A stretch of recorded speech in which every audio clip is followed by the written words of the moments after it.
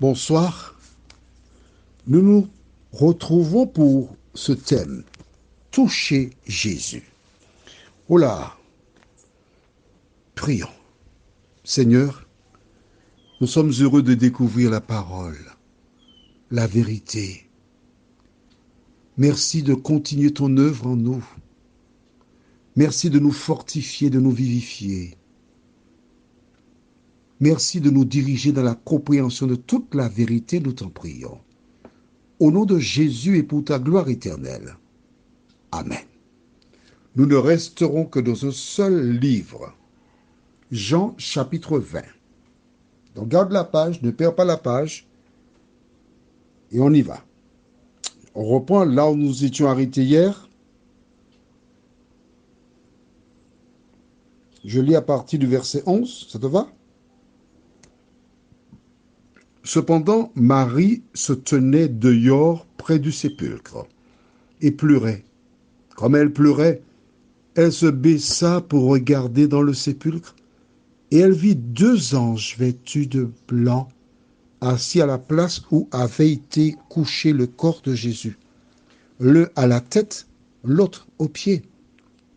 Ils lui dirent, « Femme, pourquoi pleures-tu » Elle leur répondit, « Parce qu'ils ont enlevé mon Seigneur et je ne sais où ils l'ont mis. » En disant cela, elle se retourna et elle vit Jésus debout, mais elle ne savait pas que c'était Jésus.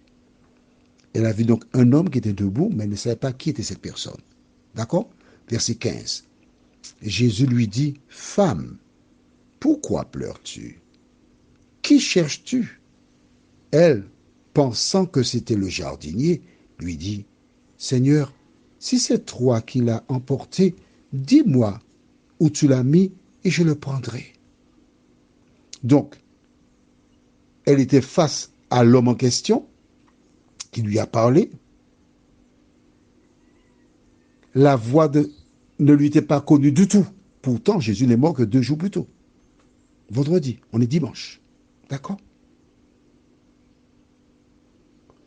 Jésus lui dit, « Marie. » Et la manière qu'il a dit Marie, elle a une réaction.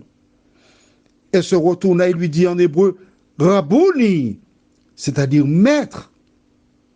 Jésus lui dit, « Ne me touche pas, car je ne suis pas encore monté vers mon Père, mais va trouver mes frères et dis-leur que je monte vers mon Père et votre Père, vers mon Dieu et votre Dieu. » Qu'est-ce que tu as vu là?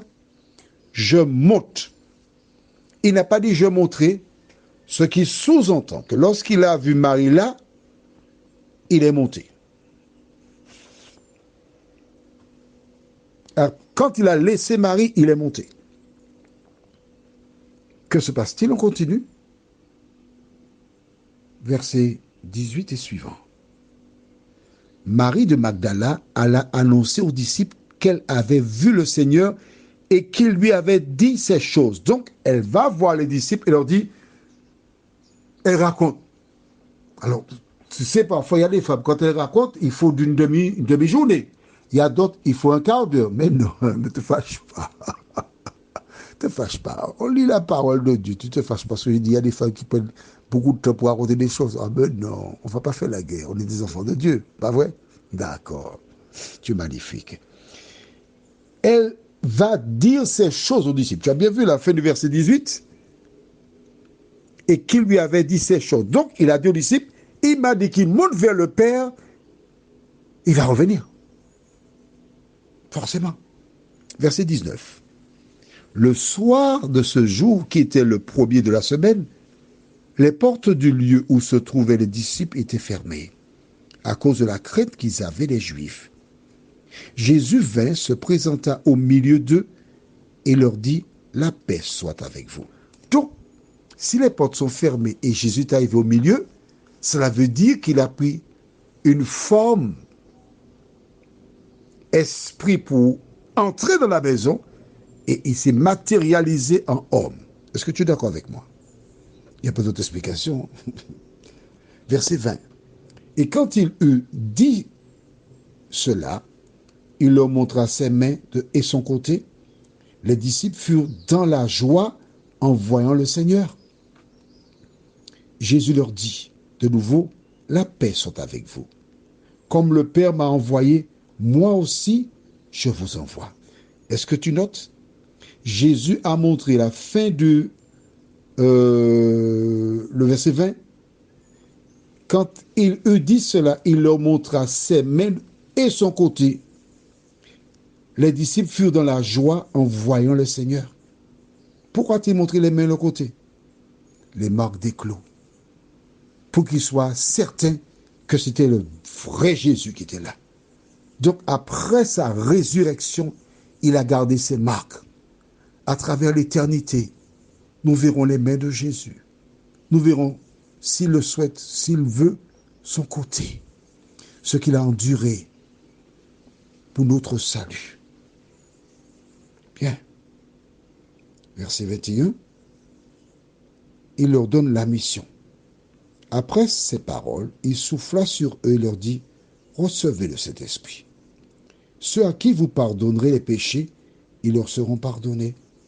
Et ceux à qui vous les retiendrez, ils leur seront retenus. Alors là, certaines personnes peuvent penser beaucoup de choses, mais le pardon des péchés s'obtient facilement. C'est-à-dire que si je fais quelque chose, je dois reconnaître, te demander pardon, et ensuite je demande pardon à Dieu, je suis pardonné. C'est comme cela. Mais il n'y a personne qui détient la clé pour dire tu es pardonné, tu n'es pas pardonné. Non, non, non, non, non, pas comme ça. En fait, la seule personne, le seul qui pardonne, c'est Dieu. D'accord? Mais c'est la suite qui nous intéresse. Verset 24. Thomas, appelé Didyme, l'un des 12, n'était pas avec eux lorsque Jésus vint. Les autres disciples lui dirent donc, nous avons vu le Seigneur. Mais il leur dit, si je ne vois dans ses mains la marque des clous, et si je ne mets mon doigt dans la marque des clous, et si je ne mets ma main dans son côté, je ne croirai point.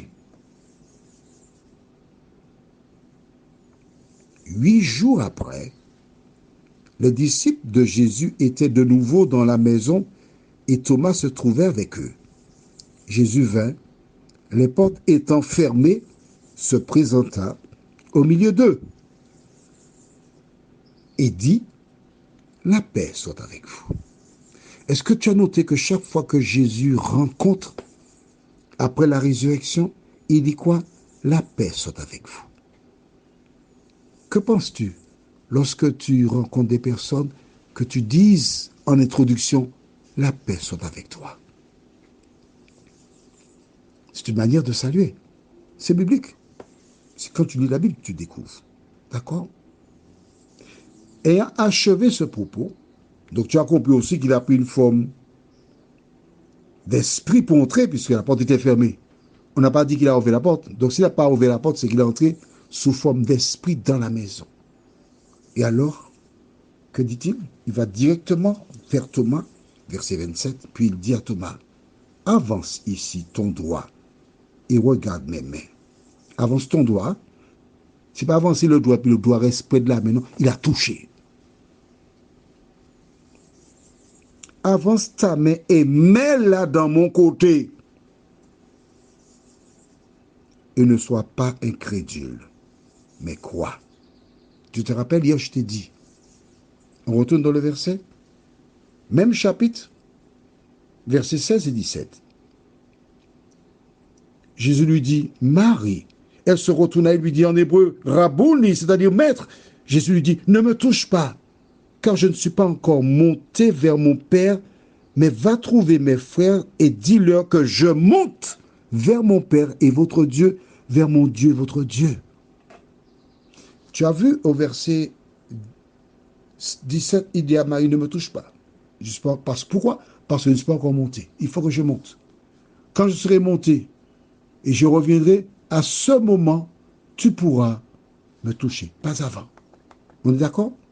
Et là maintenant, il dit à Thomas, au verset 27, avance, mets ta main. Et Thomas a touché Jésus.